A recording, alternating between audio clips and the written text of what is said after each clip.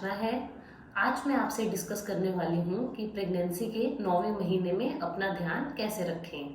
Pregnancy का 9वां महीना बहुत ही महत्वपूर्ण है। अब डिलीवरी का वह टाइम आ गया है जिसका आपको काफ़ी समय से इंतज़ार था। इस समय में बॉडी में काफ़ी चेंजेस आती हैं जिसका आपको पता होना चाहिए। इस समय में लोगों को सबसे ज़्यादा प्रॉब्लम एसिडिटी की होती है जिससे लोग काफ़ी परेशान होते हैं। इसके समाधान के लिए अर्ली डिनर करना चाहिए।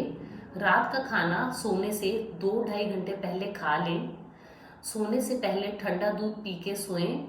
अगर आपको एसिडिटी की प्रॉब्लम ज़्यादा है तो बेड के तकिए के पाही की तरफ 2-2 ईंटें रख लें जिससे सर की ऊंचाई हो जाए। दूसरी महत्वपूर्ण बात इस समय पे ये होती है कि बच्चे की पेल्विस में डाउनवर्ड मूवमेंट होती है जिसको लाइटनिंग कहते हैं। इससे ब्लैडर और रेक्टम पे प्रेशर पड़ता है। ब्लैडर पे प्रेशर होने की वजह से बार बार बाथरूम जाना पड़ता है। मरीज को रात को भी बार बार उठ के बाथरूम जाना पड़ सकता है। यह एक नॉर्मल सी प्रक्रिया है, इसके लिए चिंता की कोई बात नहीं है। अब हम बात करते हैं 9वें महीने में बच्चे का वजन किस तरह से बढ़ता है। 9वें महीने की शुरुआत में बच्चे का वजन 2 से 2.5 किलो का होता है जो 9वें महीने के अंत की तरफ 3 से 3.5 किलो हो जाता है। इस समय में डाइट का विशेष ध्यान रखना चाहिए। आपको बैलेंस डाइट लेनी चाहिए जिसमें 60% प्रोटीन्स की मात्रा और 40% कार्बोहाइड्रेट्स एंड फैट्स होने चाहिए। मौसम के ताज़े फल, हरी सब्जियां, अंकुरित आहार लेना चाहिए।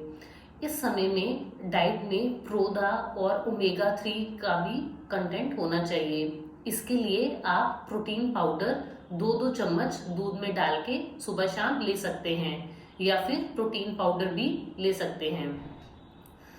इस समय में वेजाइना से म्यूकस डिस्चार्ज बढ़ जाता है जो कि किसी भी तरह की वेजाइनल इन्फेक्शन को प्रिवेंट करता है। इस समय में बॉडी में वाटर रिटेंशन भी होता है जिससे बॉडी में सूजन आती है। इसके लिए ध्यान रखना चाहिए कि बीपी सही है और हीमोग्लोबिन भी ठीक है। अगर बीपी हाई नहीं है और खून की कमी नहीं है तो फिर सूजन से किसी तरह की परेशानी की बात नहीं है। अब हम बात करते हैं इस समय में आपकी पोजीशनिंग कैसे होनी चाहिए। इस समय में कुछ लोग रिक्लाइनिंग पोजीशन में रहते हैं जो यानी कि पीछे की तरफ होके बैठते हैं जो कि सही पोजीशन नहीं है। इससे बच्चे की डाउनवर्ड मूवमेंट में देरी हो जाती है और कभी कभी मैल पोजीशन का भी रिस्क रहता है यानी कि बच्चे की पोजीशन गलत जगह पे हो सकती है। तो इस समय में आपकी पोजीशन होनी चाहिए अपराइट यानी सीधा बैठना या फिर सिटिंग फॉरवर्ड्स, थोड़ा आगे की तरफ होके भी बैठ सकते हैं। तो इस समय पे पोजीशन का विशेष ध्यान रखें। सुबह और शाम को आधा आधा घंटा वॉक जरूर करें। पेल्विक एक्सरसाइजेस भी इस टाइम पे करनी चाहिए कि गर्ल्स बटरफ्लाई पोज, स्क्वाटिंग, ये सारी एक्सरसाइजेस पेल्विक मसल्स को स्ट्रेंथन करती हैं और नॉर्मल डिलीवरी का चांस बढ़ता है। एक और वीडियो में मैंने अच्छे से इन एक्सरसाइजेस के बारे में बता रखा है। इन सब चीज़ों से नॉर्मल डिलीवरी का चांस बढ़ जाता है, तो इन सब एक्सरसाइजेस को ज़रूर से करना चाहिए।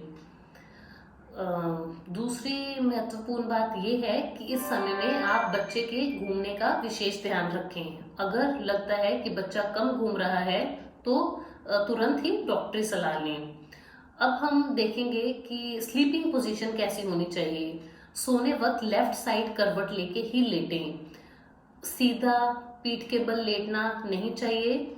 करवट लेके ही सोना चाहिए जिससे बच्चे में खून का संचालन सही रहता है। अब हम बात करेंगे कौन से वार्निंग साइंस हैं, डेंजर साइंस हैं जिनके होने पे तुरंत ही डॉक्टरी सलाह लेनी चाहिए। बच्चे का कम घूमना, नीचे से बाथरूम की तरह पानी छूट जाना जो कि आपके कंट्रोल के बाहर हो, ब्लीडिंग होना, कुछ इस तरह की परेशानी है तो आपको तुरंत ही डॉक्टरी सलाह लेनी चाहिए। धन्यवाद।